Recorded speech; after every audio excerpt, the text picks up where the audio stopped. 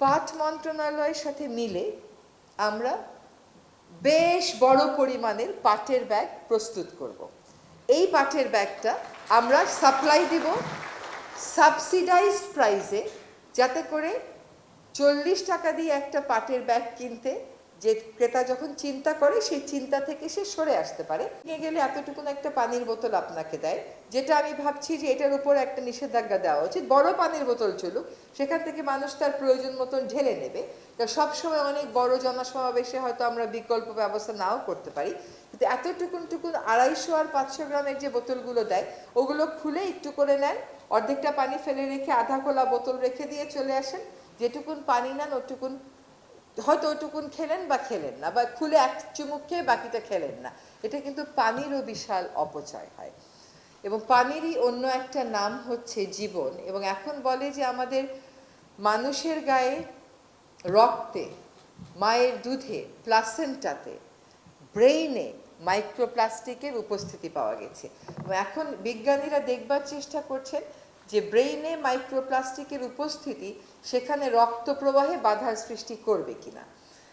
এখন অনেক তো ট্রলিং হলো, অনেক কিছু হলো, এটা হবে, এটা একটা গ্রুপ থাকবে। আমাদের তো পলিটিক্যালি মারাত্মকভাবে ডিভাইডেড সোসাইটি, ভালো কাজ করলেও আপনাকে এসব কথা শুনতে হবে। এখন কথা হচ্ছে যে কেন সব কিছু বাদ দিয়ে পলিথিন? এটা অবশ্যই একটা গুরুত্বপূর্ণ বিষয়, এবং এটা যখন আপনার রক্তে ঢুকে যায়, আপনার লিভারে পাওয়া যায়, আপনার ব্রেইনে পাওয়া যায়, নবজাতকের যে দুধ সে খাবে, মায়ের দুধ যেটাকে সবচেয়ে নিরাপদ ভাবা হতো সেখানে পাওয়া যায়, তখন এটাকে গুরুত্বপূর্ণ মনে না করার তো কোনো কারণ নেই। আমি প্রথমে ধন্যবাদ জানাই যে আমাদের এই নিষেধাজ্ঞাটা বাস্তবায়নে বাংলাদেশের সুপার মার্কেটগুলো একটা অনেক বড় ভূমিকা রেখেছে। তারা সরকারের এই উদ্যোগকে সাধুবাদ জানিয়েছে। আমি আশা করি যে তাদের পাশাপাশি প্রাণ কোম্পানির মতন কোম্পানিগুলো শুধুমাত্র এরকম প্রোগ্রাম স্পন্সর করেই তাদের দায়িত্ব সীমাবদ্ধ রাখবে না। তাদের যে প্লাস্টিকের মোড়ক আছে, তাদের যে পানির বোতল আছে, ছোট ছোট সসের প্যাকেট আছে, সেখান থেকেও তারা সরে আসবেন।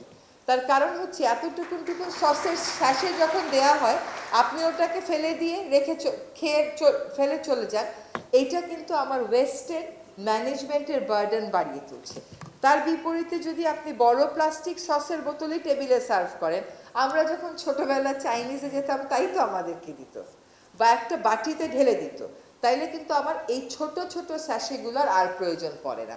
ছোট ছোট প্যাকেটে টমেটো সস, চিলি সসের আসলেই কোনো প্রয়োজন নাই। এবার আমাকে বলেন, একটা প্লাস্টিকের স্ট্র দিয়ে কোক খান, নিজেকে খুব স্টাইলিশ মনে হয়, তাই তো? এটা একটা স্টাইল। প্লাস্টিকের স্ট্র 100 বছরে যাবে পৃথিবী থেকে? যাবে না তো। ওইটা নদীতে পড়ে ভাঙবে, ভেঙে মাছ খাবে, মাছের থেকে আপনি খাবেন, আপনার থেকে আপনার বাচ্চা খাবে। এই স্টাইলের তো প্রয়োজন নাই কোনো। কটন বাড, ডাক্তাররা বলে কটন বাড ব্যবহার করা খুবই খারাপ, আপনার কানের যে ওয়্যাক্সিং ওইটা সম্পূর্ণ ধ্বংস হয়ে যায়। কটন বাডের কি প্রয়োজন? একটা ভালো খবর হচ্ছে যে আমাদের যারা প্লাস্টিক প্রডিউসার্স আছেন তারা এই 3টা পণ্য নিষিদ্ধ করার ব্যাপারে আমাদের সাথে একমত হয়েছেন। আমরা খুব সহসাই এই 3টা পণ্য নিষিদ্ধকরণের দিকে যাব। এবং আরেকটা কথা একটু বলে রাখি যে আমাকে একটা প্রশ্ন প্রায়ই করা হয় যে কাঁচা বাজারে তো পলিথিন শপিং ব্যাগ বন্ধ করতে পারেনি। তার দুটো কারণ। একটা কারণ হচ্ছে আপনি নিজে বন্ধ করছেন না। আপনাকে যখন প্যাকেটটা দেয়া হচ্ছে আপনি বলছেন না যে আমি বাসা থেকে ব্যাগ নিয়ে আসছি, আমার ব্যাগে দাও।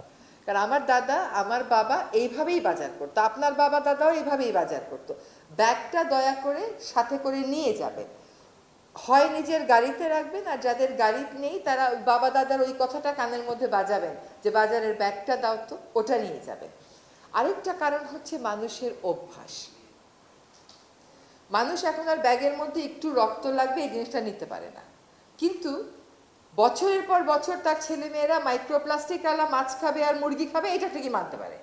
তো এই জিনিসটা তাদেরকে ভালো করে বলতে হবে যে রক্তটা একটু ধুয়ে দিলেই তো চলে যায়। এখন দেখলাম কয়েকটা সুপার মার্কেট এই সেলুলার দিয়ে র্যাপ করে দিচ্ছে, যেটা কিন্তু বাংলাদেশে হয়তো আমদানিটা একটু বাড়াতে হবে, এবং সেটা সম্ভব। এখন কামাল ভাই যদি প্রাণের থেকে মনে করেন যে আমি এইটা দিয়ে যাব, আমার তো কোনো ক্ষতি হবে না, এটা মনে করার কিন্তু কোনো কারণ নাই। যতটুকুন ক্ষতি আমার হবে প্লাস্টিকের বিরুদ্ধে কথা বলে ততটুকুন ক্ষতি প্লাস্টিক প্রডিউস করে কিন্তু উনারা হবে। কাজে এই প্রোডাকশন থেকে আমাদেরকে সরে আসতে হবে, আস্তে আস্তে বিকল্পের দিকে যেতে হবে। প্লাস্টিক রাতারাতি আমরা বন্ধ করতে পারবো না, কিন্তু বাই ফেজ আমরা বন্ধ করতে অবশ্যই পারবো। আমাদের 2002 সালে পলিথিন শপিং ব্যাগ নিষিদ্ধ, বাংলাদেশ প্রথম দেশ ছিল। আজকে এত বছর পরে এসে আমরা কেবল সুপার শপে ওইটাকে নিষেধাজ্ঞাটা বাস্তবায়ন করতে পারছি। আমরা কিন্তু প্রতি সপ্তাহেই কাঁচা বাজারে যাচ্ছি, তাদেরকে স্যাম্পল দিয়ে আসছি যে এই 3টা ব্যাগ ব্যবহার করবেন, এর বাইরে ব্যাগ ব্যবহার করবেন না। এখন একটা সুখবর দিই, পাট মন্ত্রণালয়ের সাথে মিলে আমরা বেশ বড় পরিমাণের পাটের ব্যাগ প্রস্তুত করব। এই পাটের ব্যাগটা আমরা সাপ্লাই দিব সাবসিডাইজড প্রাইসে, যাতে করে 40 টাকা দিয়ে একটা পাটের ব্যাগ কিনতে যে ক্রেতা যখন চিন্তা করে, সেই চিন্তা থেকে সে সরে আসতে পারে। আমরা সত্যিকার অর্থেই সাবসিডাইজ রেটে একটা সাপ্লাই দিতে পারি। Subscribe for more and click the bell button.